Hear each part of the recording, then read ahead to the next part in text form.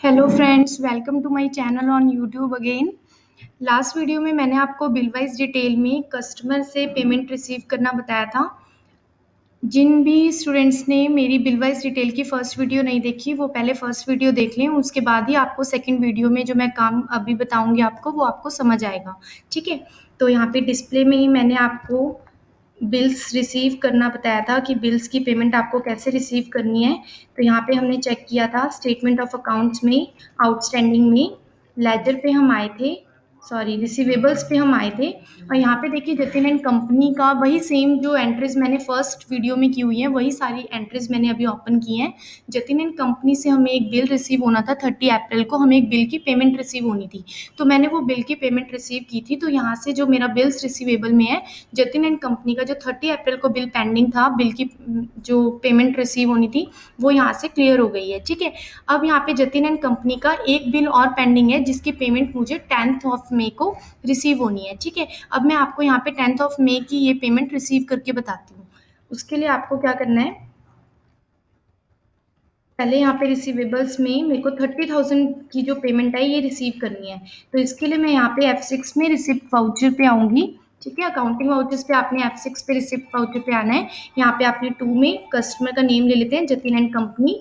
अब यहाँ पे हमें जो एंट्री करनी है, जो हमें ये पेमेंट रिसीव हो रही है, वो 10th ऑफ मई को होनी है। ठीक है, हो सकता है कि कस्टमर आपको जल्दी भी पेमेंट कर दे। ठीक है, तो आप यहाँ पे जल्दी वाली जो भी डेट को वो पेमेंट आपको कर रहा है, आप यहाँ पे वो डेट भी ले सकते हैं। ठीक है, जतिन एंड कंपनी में आपने यहाँ पे लिया और यहाँ पे मैंने अमाउंट ली 30,000 रुपीज़, क्योंकि अब जो मुझे पेमेंट रिसीव होना है वो 30,000 रुपीज़ है। ठीक है, for example Jatin and company ने आपको 32,000 रुपीज़ दे दिए। ठीक है, उसने आपसे आगे और भी कुछ सामान परचेज करना है, तो उसके लिए आपने उनसे 32,000 रुपीज़ रिसीव कर लिए। लेकिन जो आपको पहले बिल की, जो लास्ट बिल की पेमेंट आपको रिसीव होनी है, वो 30,000 होनी है, लेकिन आपको जतिन एंड कंपनी से 32,000 रुपये पेमेंट रिसीव हो गई। तो देखिए हम उसको 32,000 को हम कैसे एडजस्ट करेंगे। आप एंटर करेंगे, अगेंस्ट रेफरेंस आपको लेना पड़ेगा, क्योंकि आपको लास्ट बिल के अगेंस्ट ही पेमेंट रिसीव हो रही है। ठीक है, तो आपने यहाँ पे अगेंस्ट रेफरेंस पे आना है। अब आप देखिए यहाँ पे एक ही बिल पेंडिंग है 30,000 रुपीज़ का। मैंने यहाँ पे 30,000 रुपीज़ से अमाउंट ले ली। ठीक है, यहाँ पे देखिए 10th ऑफ मई को मुझे ये पेमेंट रिसीव होनी थी। अब यहाँ पे मैंने 30,000 रुपीज़ ले लिए, बट मैंने जो अमाउंट ली है वो मैंने 32,000 लिया। इट मीन्स की जो 2,000 रुपीज़ है वो मेरे को एडवांस में रिसीव हो रहा है। ठीक है, अब मैं यहाँ पे एंटर करूंगी और मैं यहाँ पे एडवांस ले लूंगी। अब देखिए यहाँ पे एडवांस में मैंने यहाँ पे लेके ये जो अमाउंट है 2,000 रुपीज़ मैंने एडवांस में रिसीव कर लिया। ठीक है, आपने ये अगेंस्ट बिल के थ्रू 30,000 और एडवांस में जो पेमेंट आपने रिसीव की 2,000 रुपीज़ रिसीव कर ली।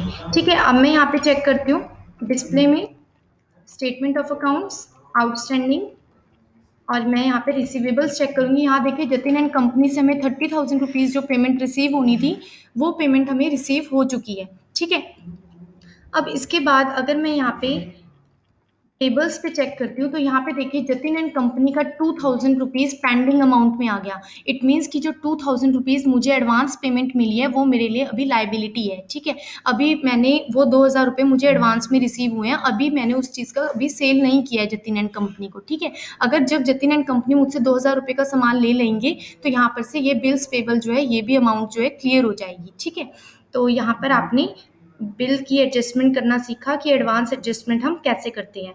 ठीक है, तो अब आपको यहाँ पे एक में कस्टमर है नीरज एंड कंपनी, इस कस्टमर का भी मैंने अमाउंट बनाया था, इसको भी मैंने सेल किया था। तो यहाँ पर इसकी जो ड्यू डेट है वो 5th ऑफ मई है। ठीक है, अगर मैं यहाँ पे एक एक कस्टमर का चेक करना चाहती हूँ, यहाँ पर तो जैसे मेरे को सारे कस्टमर शो हो गए थे बिल्स रिसीवेबल में। ठीक है, अगर मैं चाहती हूँ कि मेरे को सिर्फ एक कस्टमर की डिटेल देखनी है, तो उसके लिए आपको क्या करना है, आउटस्टैंडिंग्स पे ही आपको यहाँ पे लेजर्स पे आना होगा। यहाँ पे आपको जिस कस्टमर की डिटेल को चेक करना है, आप उस कस्टमर की डिटेल पे एंटर कर देंगे।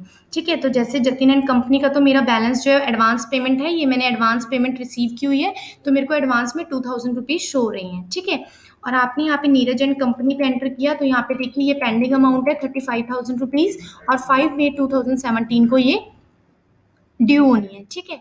अगर मैं चाहती हूँ कि मैं इस कस्टमर को रिमाइंडर लगा दूँ कि भई मैं इसको कॉल करके बता दूँ कि 5th ऑफ मई को आपकी ड्यू डेट है, आपने मुझे पेमेंट करनी है, ठीक है। तो अगर मैं यहाँ पे ही नीरज एंड कंपनी की मैंने डिटेल्स की हुई हैं और मैं उसको कोई भी उसका एड्रेस देखना चाहती हूँ, फ़ोन नंबर देखना चाहती हूँ, तो यहाँ पर ही मैं कस्टमर की कॉन्टैक्ट डिटेल्स चेक कर सकती हूँ।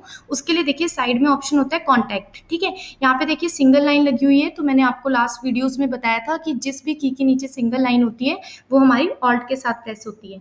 ठीक है, तो यहाँ पे मैंने ऑल प्रेस किया, तो देखिए मैंने जितनी भी डिटेल नीरज एंड कंपनी में दी थी वो सारी डिटेल्स मेरे पास शो हो रही हैं, ठीक है। अगर आपने यहाँ पे फ़ोन नंबर भी दिया होगा तो आप यहाँ पे कॉल करके यहीं पर ही कस्टमर को रिमाइंडर लगा सकते हैं।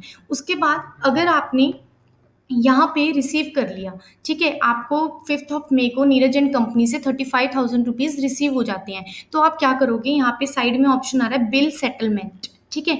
अगर आपको डायरेक्टली या तो आप एंट्री कैसे करेंगे सिप वाउचर में, या तो आपको बैक जाके अकाउंटिंग वाउचर्स पे आना पड़ेगा, या फिर आप क्या कर सकते हैं ऑल्ट प्लस बी, यहाँ पे देखिए बिल सेटलमेंट है, आप यहीं पे ऑल्ट प्रेस कर देंगे तो यहाँ पे अपने आप वाउचर टाइप रिसिप्ट आ जाएगा और वो आपसे वाउचर डेट पूछेगा। तो यहाँ पर उसने जिस डेट को पेमेंट की होगी, जरूरी नहीं है कि वो 10th ऑफ मई को ही पेमेंट करे, हो सकता है वो पहले भी करे और हो सकता है वो बाद में भी करे, ठीक है।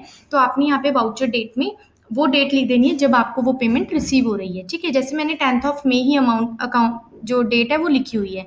अब यहाँ पे अकाउंट में वो आपसे पूछ रहा है कि आपको कैश में पेमेंट रिसीव हुई है या चेक से पेमेंट रिसीव हुई है, तो यहाँ पे हम अकाउंट में कैश ले लेते हैं। अदरवाइज अगर आपको यहाँ पे बैंक का अकाउंट बनाना है तो यहाँ पे ऑल प्लस सी करके बैंक का लेजर भी क्रिएट कर सकती हूँ और अंडर मैंने इसको बैंक अकाउंट ले लिया, ठीक है। आपने अंडर बैंक अकाउंट लेने के बाद अगर आपने कोई नरेशन लेनी है तो आप नरेशन ले सकते हैं, उसके बाद आप एंटर कर देंगे। अब देखिए यहाँ पे जो है मैंने अमाउंट ये जो पूरी एंट्री है वो बन गई है और आपने इसको बैंक की जो भी डिटेल्स होंगी, इंस्ट्रूमेंट डेट होगी वो आप ले लेंगे, बैंक की डिटेल्स ब्रांच यहाँ पे आप लेके इसको एक्सेप्ट कर देंगे। अब देखिए यहाँ पे जो नीरज एंड कंपनी की आउटस्टैंडिंग डिटेल्स थी वो सारी क्लियर हो चुकी हैं, क्योंकि नीरज एंड कंपनी से मुझे जितनी पेमेंट रिसीव होनी थी वो मुझे रिसीव हो चुकी है। बट इसमें हम बिल सेटलमेंट तभी कर सकते हैं जब कस्टमर की सिर्फ एक ही बिल की पेमेंट करनी हो। अगर एक ही कस्टमर की काफ़ी सारी पेमेंट्स करनी हो तो हम वहाँ पे बिल सेटलमेंट नहीं कर सकते, ठीक है। उसके लिए आपको रिसिप्ट वाउचर पर ही आना पड़ेगा। अगर हमारे पास सिर्फ एक कस्टमर है और उसकी एक ही पेमेंट हमने रिसीव करनी है तो उसके लिए हम यहाँ पे बिल सेटलमेंट कर सकते हैं। तो ऐसे हम बिल वाइज डिटेल के थ्रू सारे कस्टमर्स एंड सप्लायर्स की डिटेल्स को देख सकते हैं, कस्टमर्स की ड्यू डेट्स को हम चेक कर सकते हैं। Thank you so much for watching this.